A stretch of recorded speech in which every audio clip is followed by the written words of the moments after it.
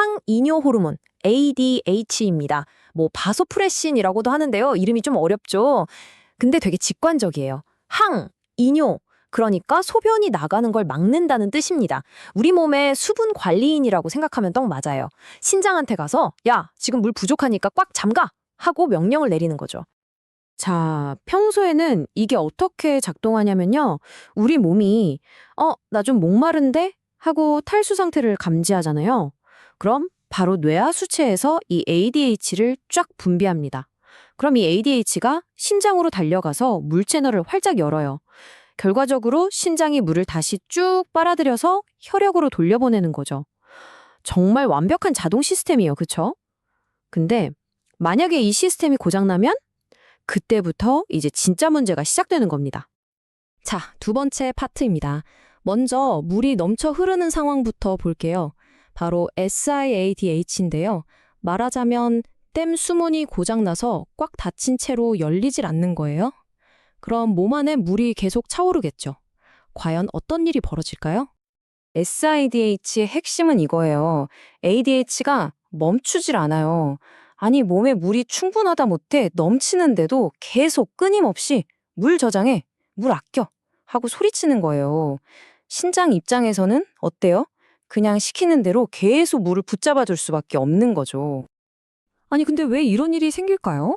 되게 신기한 게 ADH를 만드는 뇌가 아니라 전혀 엉뚱한 곳에서 문제가 생기는 경우가 많다는 거예요. 예를 들면 어떤 폐암세포 같은 것들이 ADH를 자기 맘대로 막 만들어내기도 하거든요.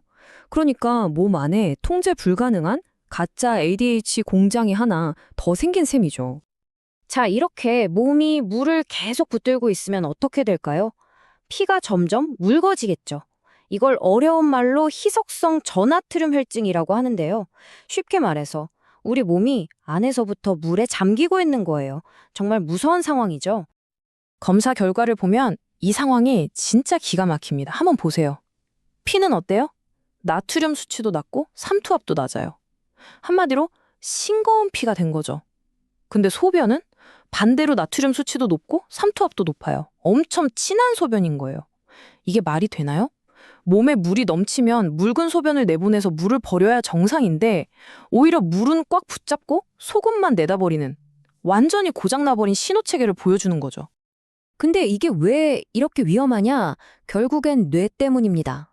피가 너무 싱거워지면 삼투압 때문에 물 분자들이 뇌세포 안으로 막 쳐들어가거든요. 그럼 어떻게 되겠어요? 뇌가 퉁퉁 붓는 거예요.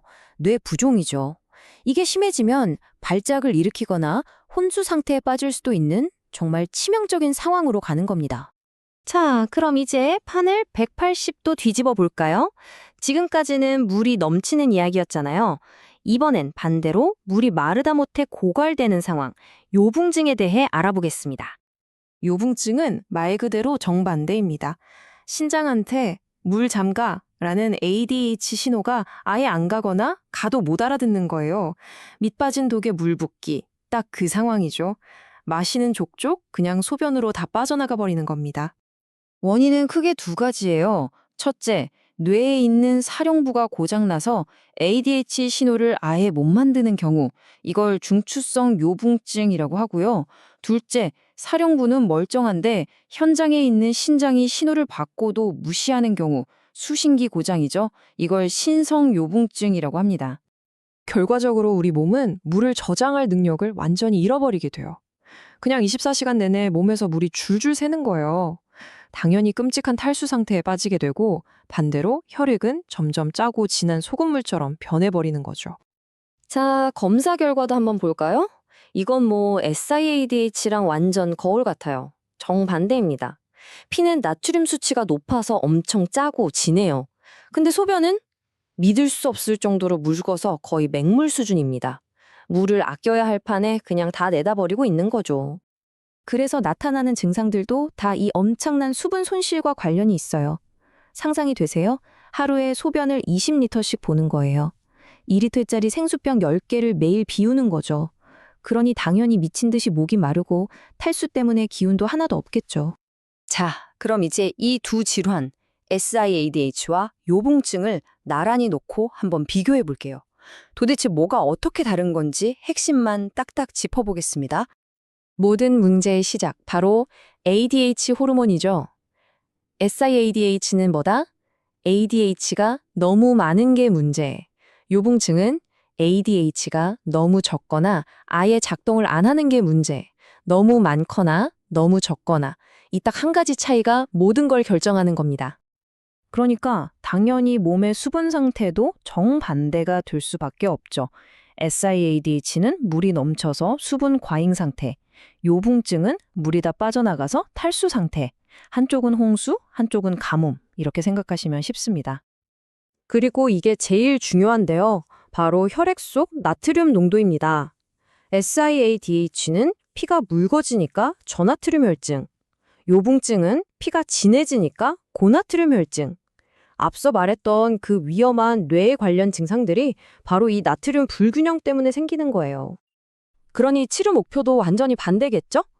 SIADH는 몸에 물이 너무 많으니까 어떻게든 물을 빼내야 해요. 그래서 수분 섭취를 제한하는 게 기본이고요. 반대로 요붕증은 물이 너무 부족하니까 부족한 물이랑 ADH 호르몬을 계속 보충해줘야 하는 겁니다. 원인이 반대니 치료도 반대인 거죠. 핵심은 이거예요. 똑같은 호르몬 하나를 가지고 한쪽은 물이 넘쳐서 다른 한쪽은 물이 말라서 생사를 오가는 두 개의 정반대 운명이 갈리는 거죠.